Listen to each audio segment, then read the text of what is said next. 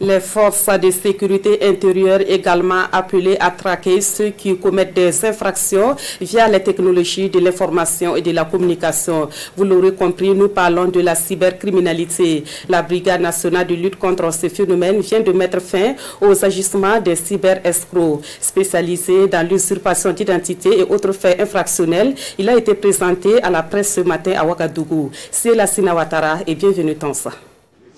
Capé, 39 ans, harponné par la Brigade centrale de lutte contre la cybercriminalité pour faire de cyberescroquerie.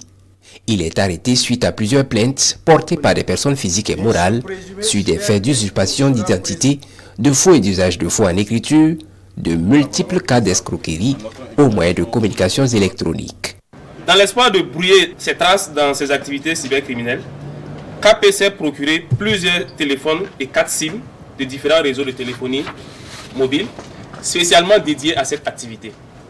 C'est à travers Internet qu'il fait des recherches préalables afin de cibler donc des personnes exerçant soit dans le domaine de la restauration, plus généralement donc les services traiteurs, ou dans le domaine donc des produits sanitaires, la vente donc des produits pharmaceutiques.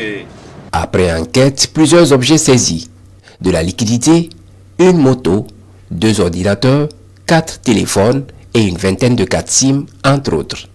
De la liste des victimes, l'on dénombre près d'une dizaine de personnes morales et une quarantaine de personnes physiques, mais ce n'est pas tout. Une fois toutes les transactions effectuées par la victime, ils rompt le contact immédiatement.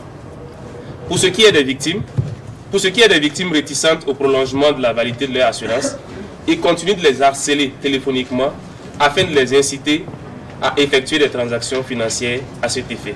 Le préjudice s'élève actuellement à plus de 23 millions de francs CFA. Nous enregistrons toujours des plaintes relatives au même sujet. Par conséquent, il est actuellement difficile d'évaluer le préjudice financier global.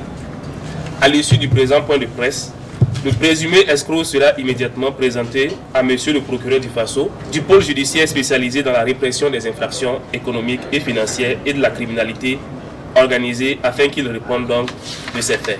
L'homme qui est en ce moment aux mains de la Brigade centrale de lutte contre la cybercriminalité est un artiste musicien de nationalité burkinabé, repris de justice selon la BCLCC.